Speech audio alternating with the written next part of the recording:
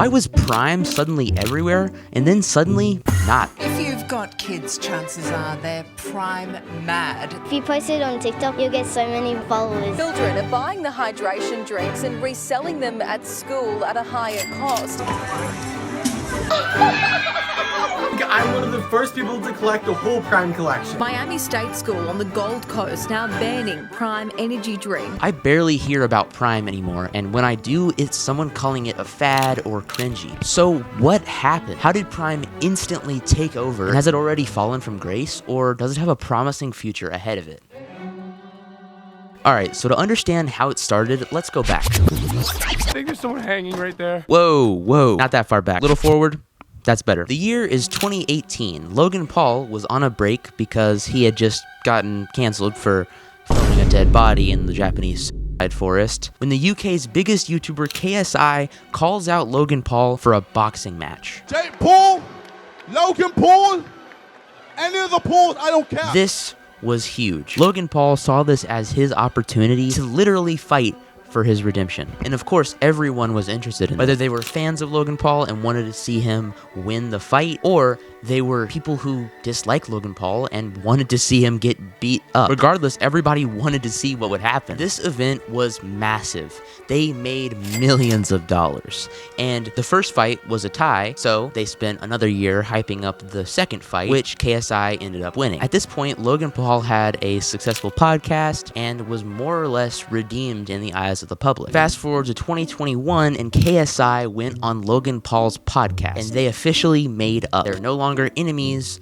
they're now friends. Logan Paul was thankful for KSI because he helped him save his career, and there was no bad blood. Then in 2022, the duo came together for an Instagram Live where they announced their hydration drink Prime. With Logan's insane influence and reach over young kids and teens in the US, and KSI's massive fan base in the UK, it just was bound to be successful. And even if they weren't fans of these two, they could appreciate the story of being boxing rivals turning into business partners. Now, when they first launched this drink, it was only available in the United States, leaving out KSI's entire audience, basically. Now, Logan and KSI are pros at marketing. They know exactly what they need to do to reach their audience. And with a few videos, Prime was immediately successful. It was flying off the shelves. And once it dropped in the UK, it got even crazier. Now, I know my whole channel is basically talking about the rise and fall of trends and making fun of people that partook in these trends, and I gotta be honest here, I partook in this one. I did, okay? I'm guilty here. You might have noticed in the background of some of my videos that I have a fucking Prime collection. I've had it for years. I don't know why I still have it. I don't even drink Prime, but I have it, okay? I partook in this trend. I was actually just like everyone who I'm about to talk about in this video. I am part of the cringe. You see, growing up, I was a huge fan of Logan Paul. I was a low gangster, as they call it. I actually watched the Forest video when it came out, and I was 11 years old, just saying. As I grew up, I realized that his older vlogs were really cringy, but I continued to engage with his new stuff because it felt like he sort of grew up. His COVID vlogs were very fun, and his podcast was a lot more mature. I still engaged with his content regularly. Eventually, though, I fell out of watching his content. I think I just outgrew him, and I feel like he's sort of a scummy person with all these crypto scams and stuff that have been coming out. We'll talk about that later. Basically, the bottom line is I just didn't really feel comfortable supporting this guy anymore. That being said, I did just buy a lot of Prime for this video. So I bought every single flavor of the Prime hydration that I could find. There's a lot of them, but I'm going to be trying and ranking every single one of these in this video. Let's go ahead and start out with one. Let's start out with Ice Pop, because this is my personal favorite. This one is so good. Honestly, this one's fire as hell. I'm gonna give this one like an S tier. All right, anyways, we'll get back to ranking those in a minute. When Prime first launched, I ate it up. I really like their bottles. I immediately started buying every single flavor, and when I finished them, I would just put them on my TV stand because I thought they looked cool. I thought the packaging looked awesome and the drink tasted fire, TBH on God, no cap, for real, for real. So while I was a sucker for this trend, some people were way crazier than I ever got. See, once it launched in the UK, it sold out instantly and people started selling them for insanely high prices. I swear this comes up in literally every single video of mine at this point. But it's true. Every single time something is extremely popular, scalpers come in, they buy all of it, and then they sell it for the most insanely high prices. It happens every single time, okay? Prime bottles were going for thousands of dollars on eBay, and people actually spent thousands of dollars to buy Prime. Where have you come from? Sheffield. What made you come from Sheffield? I've come from my cans of Prime. So you got 12 packs off, Yeah. and you give me £1,200 for that. So stupid, dude. I mean, I partook in the cringe, but I would never spend more than $4 for a Prime bottle, okay? Even $4, that's absurd. I don't even think I would spend that much money on it. The thing is, Logan Paul and KSI's audience are mostly like kids, and those kids are begging their parents to get them some Prime, but it's nowhere to be found. So those parents end up going to these places that are selling them for really, really high prices just to make their kids happy. There was multiple videos showing kids opening Christmas presents to reveal a single bottle of Prime, and they were ecstatic. Like, they were literally freaking out and crying because they got one freaking bottle of Prime. What? Is it bubble bath? Bubble bath. All right, hold on. I actually really want to try this strawberry banana flavor. That's pretty good. I won't lie. I like Prime. I still like Prime. That's good. I'm going to drink this for sure. Now, that's an S tier. That's an S tier. I like that. I like that one. That's an S tier for sure. Videos also surfaced of people fighting to get Prime in stores, which is like so funny because it's not that good, okay? Like, I know that I'm ranking these really high and then I just bought all of this Prime, so I feel like a hypocrite, but I gotta be honest here. This drink is nothing that special. It's a good drink, but it's not that good. It's not worth spending thousands of dollars on, and it's definitely not worth getting in fights over. It's just a decent hydration drink. I'm gonna be so honest. In the UK and Australia, the demand was so much higher than the supply, leading to scarcity and the value just skyrocketing. People had entire pages dedicated to like bragging about their Prime collections. Now, I didn't have a page bragging about my Prime collection, but I did have a Prime collection. I think I'm one of the first people to collect the whole Prime collection. As you can see, we've got every single can that is out. Stop bragging about how much money you spent on this pointless drink. Who cares?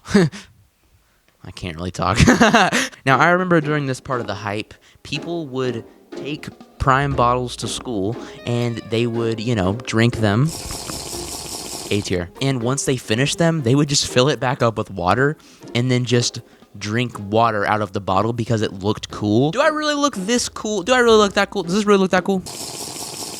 How much are my cool levels going up right now that I'm drinking this? A tier, by the way. I feel like it's not that cool. I really like their, like, bottles. And while I really want to make fun of these people for doing this, I really can't talk. I have a fucking Prime collection. I also have, like, a lot of Prime that I just bought for this video. I really can't talk. What am I doing? Schools actually started banning Prime because kids were selling them on campus. But by banning Prime, it really just made kids want them more. The Prime black market. Buying Prime like it's drugs. Psst, yo, Jeremy. Yo, you wearing a wire? No, of course not. What do you want? You got any Prime left? Yeah, I got a lot. All in here. Flavors you got?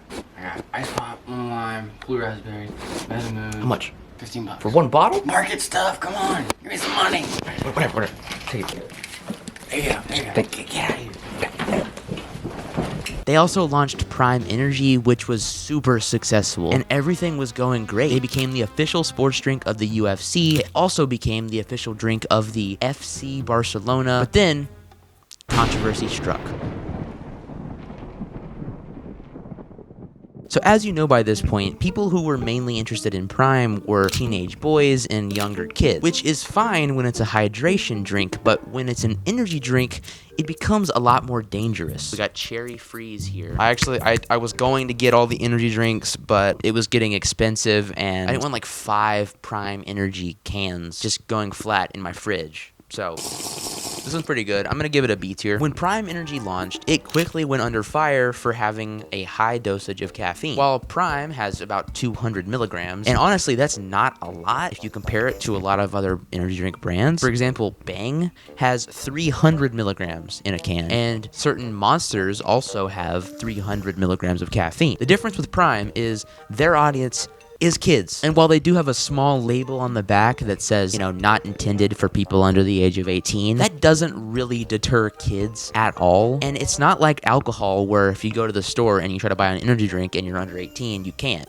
You literally can't. They're not going to ID you for an energy drink, okay? You see, 400 milligrams of caffeine is what the FDA says is a safe amount for an adult. But the FDA says that 100 milligrams is a safe amount for people 12 to 17 years old. And people under the age of 12 really shouldn't be having caffeine at all. But who's buying this drink with 200 milligrams of caffeine in it? Teenagers and young kids. I'm gonna go ahead and say their audience is mostly under 18, meaning one Prime Energy is double their safe daily intake of caffeine. And the even more worrying part about this is most people don't even know the difference between Prime Hydration and Prime Energy. Their energy drinks look very similar to their sports drinks. In a particular street survey, half the people thought the only difference between Prime Energy and the sports drink was the material of the bottle or the can itself. That is pretty deceitful. This is super worrying because if you're not careful with your caffeine intake, especially at a young age, it can be lethal. In fact, one kid actually was hospitalized after drinking Prime Energy. It led to a cardiac episode. He had to get his stomach pumped. It can go very poorly if you're not careful. Sure, you know, technically there's a little label on the bottom and it says energy instead of hydration. A lot of people don't recognize that, and that's very dangerous. So Prime was in a bit of controversy for this. There was talks of banning it, but it was only really banned in a couple schools, and some countries they were forced to limit the caffeine that was in the drink. But on top of all of this, Logan Paul was in a lot of trouble for scamming his fans with yet another crypto, NFT, whatever scam. You see, Logan Paul has had a quite colorful past when it comes to NFT and crypto scams. From Dink Doink to his most notable and most recent Crypto Zoo, he just can't stop scamming. Now, I'm not going to act like an expert on the matter by any means. If you want to see someone really dive into the specifics about this, then go check out CoffeeZilla's amazingly detailed, brilliant series where he actually exposed the whole thing. Really great. Definitely go check that out if you haven't already. But the rundown is this. Logan Paul, the guy with over 20 million subscribers, a super successful podcast that gets multiple brand deals every single week, has a very successful drink company. He still loves doing these shitty little crypto scams. I don't understand. Okay, allegedly. This is all alleged information that I'm speaking right now. Don't sue me, Logan. Logan Paul does claim that Crypto Zoo was not a scam, but I mean, his fans put money into it and lost it at the profit of others. Seems like a scam to me. Now, Logan never sold his, so he didn't profit from it, which is good. But that doesn't make it not a scam. Basically, Crypto Zoo is supposed to be this game where you could spend money to hatch these hybrid animals that were supposedly handcrafted by artists or whatever. And I'm gonna be honest here, they look like they could easily be AI generated. They look weird as hell, actually. People trusting Logan spent a lot of money on this game before it was even made. I lost $40,000. I lost around $15,000 US. I lost $25,000. The game, of course, never actually was made, and they lost a lot of money. Logan Paul has since said that he would pay back $1.8 million of lost money. These are the estimated damages in Crypto Zoo, $18.5 million. And then this, much smaller percentage of that pie, is what Logan is actually offering to refund. On the condition, though, all of the people who spent the last year suing him for the larger damages dropped their case. So that's a refund of only 12% to drop 100% of the case that, as far as I can tell, Logan may be losing. So look here, Logan, you're already rich as hell. I don't see any reason for you to be scamming money from the people who are not nearly as rich as you, who made you as rich as you are, just for honestly a drop in the bucket. Doing these crypto scams, maybe you're gonna get some money from it. This crypto scam is not gonna add an extra digit to your bank account. It's just not. Logan has so many good financial avenues set up right now, and him doing these crypto scams does not make any sense at all. Okay, so you have $150 million. You're making millions of dollars on your podcast, millions of dollars from your drink brand, and then you're like, I think I'm gonna do a crypto scam, risk my entire career just so I can get like $1 million. What are you doing? It's a drop in the fucking bucket. It's like less than 1% of your entire net worth. Why would you even consider that? I don't understand it at all. This is the biggest reason that I stopped following Logan Paul myself. I just can't get over the fact that he's just kind of like a shitty guy for scamming his fans like this. It's hard for me to get over the fact that he keeps doing this stupid shit. Now, Logan doing all this shady shit definitely did hinder the reputation of Prime. Along with all of that, it just sort of started to die out. It's part of the trend cycle. Things get really big, they become super interesting for a short period of time, and then people start going, look at all these people partaking in this trend, they're so cringy and stupid, don't you all agree? And then everyone who was partaking in the trend is like, that was so stupid, what were we doing, what were we thinking there? And then it becomes cringy. And that's pretty much where we are now. The drink has definitely fallen from where it was before due to the controversy about the high dosage of caffeine being advertised to children, Logan just being his scammy self, and the drink just going through the natural trend cycle. Now, that being said, is Prime really dead, or can it make a comeback? So the fall of Prime is relative. The drink company is by no means dead. It's still massive and sells plenty of drinks. I mean, I just bought quite a bit of them. And while I don't hear about it as much, and I don't see it out in the wild very often anymore, it's still very successful. But Logan Paul being an idiot and scamming everyone out of money for absolutely no reason really hurts the reputation of everything that he's involved in. At least I know I don't want to support him. Okay, I don't want to support him going forward. Let me try strawberry watermelon real quick. A tier. Meta Moon, what is that? Some Facebook flavor? What the hell? It's kind of good though. B tier. But to be honest, here on the internet, we're in a bit of a bubble. And we assume that everyone else is in on this bubble as well. But honestly, most people out in the world don't really look that far into these things. The majority of people who watch Logan Paul and KSI and drink Prime probably don't even know about most of these situations. And honestly, it's a pretty solid drink. I don't know about this one. Lemonade, I don't usually like lemonade. It's lemonade, C tier. Honestly though, I think it's a pretty solid drink, and while the hydration part has come into question because the main electrolyte that they use is potassium, which is better for flavor, but doesn't really get the job done when it comes to hydration. And while I don't love one of the guys behind it, and I do think it was certainly way overhyped, and I did participate in that, I'm definitely going to get rid of my Prime collection after this video, I do think it has a promising future ahead of it. Regardless of the controversies, Logan Paul is a very influential man. Trust me, I would know. I was a low gangster, and even after he filmed a dead body, I still watched him for years because I was like, well, he's really sorry, he won't do it again. And KSI has kept his nose relatively clean. I do think that their drink is good for creators also. Prime and Feastables are two of the most successful creator businesses ever, and it looks really good on us creators when YouTubers are able to break out, you know, into more mainstream success with businesses and music and stuff like that. So I by no means